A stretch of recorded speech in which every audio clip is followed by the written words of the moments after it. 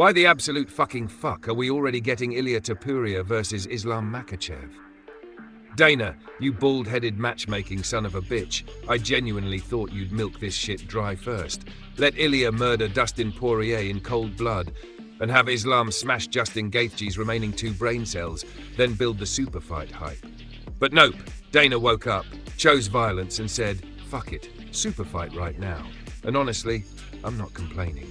Buckle the fuck up, degenerates, because we're diving balls deep into the most insane MMA news the UFC has thrown our way this year. Ilia Tuporia vacated his featherweight belt to immediately challenge Islam Makhachev for the lightweight title, which is a move ballsier than a naked Francis Ngannou grappling match. Ilia's undefeated, has violent hands, and a submission game nastier than Jon Jones after a night of drinking. Meanwhile, Islam is essentially Khabib 2.0, smothering dudes with Dagestani wrestling until their souls leave their bodies. Is it too soon for Tuporia? Probably, but fuck logic. This is exactly the kind of fight we live for. Realistically, Ilia's striking might give Islam early trouble, but let's not pretend Islam isn't going to wrestle fuck him relentlessly. Still, it's Ilia. We might just witness him land a nuclear bomb on Islam's chin, making Dana's shiny head explode from sheer shock. Brandon Moreno grabbed another win over Steve Erceg in Mexico City, but flyweight remains about as interesting as a 50-year marriage. Moreno's win is nice, but Pantoja's already schooled him multiple times. So what's next? Moreno loses for the 4th time. Flyweight continues being emptier than a gym after New Year's resolutions fade away. Now let's talk Jon Jones versus Tom Aspinall, officially booked for UFC 317. Aspinall's pissed about delays, probably because Jones spent most of his training camp perfecting spinning elbows on his wife instead of fighting real opponents. Tom has legit heavyweight speed and knockout power, making him Jones's first real challenge since DC wasn't fat and depressed. Aspinall could flatline Jones early, but Jon's eye pokes, cage grabs, and suspiciously good cardio might drag Aspinall into deep waters. This fight is a coin flip, but holy shit, imagine Jones' legacy finally crumbling after ducking legit heavyweights for years. Fucking poetic. Sean Brady climbed the welterweight rankings by beating Leon Edwards, officially becoming another boring wrestler ready to lay on top of people for 5 rounds. Welterweight desperately needs Jack Della Maddalena to decapitate Belal Muhammad, and Shavkat Rakhmonov to flying knee Sean Brady into the shadow realm. Because right now, the division is about as entertaining as women's MMA, and we know how god-awful that shit is.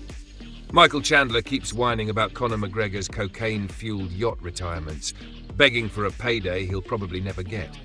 Instead, he's facing Paddy fucking Pimblett, a fighter who keeps his chin higher than Jon Jones' testosterone levels.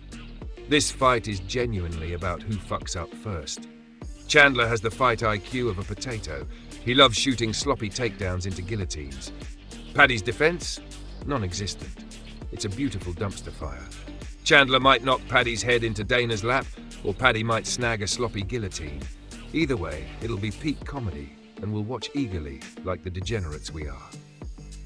Heavyweight drama continues with PFL offering Jon Jones $50 million to fight Francis Ngannou, knowing damn well Dana White would sooner sell his own ass on OnlyFans than allow that fight to happen. Honestly, Francis grapples worse than Brendan Schaub tells jokes. Jones submits him easier than he dodges USADA tests. It'd still be funny as fuck to watch the UFC panic though. Tom Aspinall shared some nightmare-inducing shit about his bouncer days, witnessing a man bite off and swallow another dude's nose. Somehow, even that seems less fucked up than Jon Jones's daily life. The WOW 17 event in Madrid, organized by Ilia Tuporia, drew 6,500 fans, featuring stars like Cyril Gane and Ian Gary. This highlights exactly what Dana's addicted to, finding new markets, milking them dry like Conor did with Ireland, and moving on. Spain's MMA market just got injected with McGregor-level steroids, and Dana's wallet is salivating. Let's get brutally honest about some hardcore realities. Islam probably dominates Ilia via relentless grappling. Gaethje's chance against Islam was intriguing. Chop Islam's legs down early, survive grappling hell, then maybe land a miracle KO. A 12% chance, but imagine that glorious violence. Dustin Poirier versus Tuporia would have hinged on Dustin surviving Ilia's early bombs. Poirier's gritty attrition could gas Ilya, setting up a late-round combo punch finish like he did McGregor. But if it's 3 rounds, Dustin likely sleeps earlier than a Brendan Schaub stand-up crowd. Dustin's team better demand 5 rounds or they're clinically fucking retarded. Jones versus Aspinall. Jones could easily wrestle Tom to death, but Aspinall's speed and boxing could also leave John flatlined on the canvas. This is genuinely Jones's first dangerous fight at heavyweight. Expect controversy, blood, and probably Jones bending rules like usual. Khamzat Chimaev versus Dricus du Plessis could redefine violence.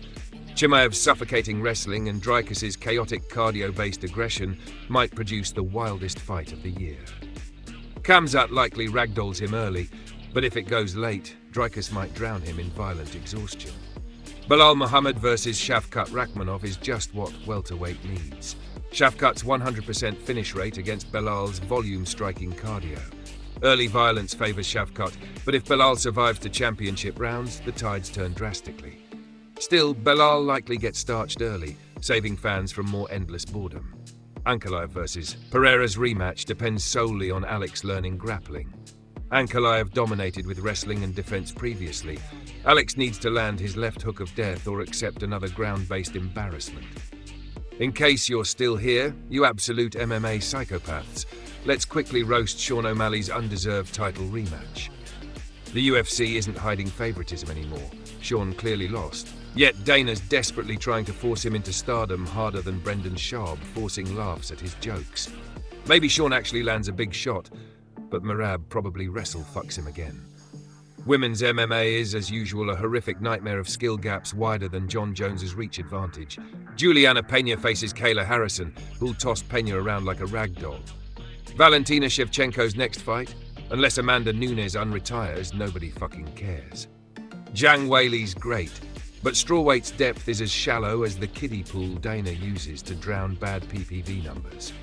If you somehow survived this epic MMA rampage, smash subscribe harder than John Jones hits his pharmacist, drop a comment on how many PPVs you'd buy to see Dana White versus Jake Paul, and stay tuned for more chaotic violence next time. Until then, stay violent, stay salty, and most importantly, fuck Brendan Schaub.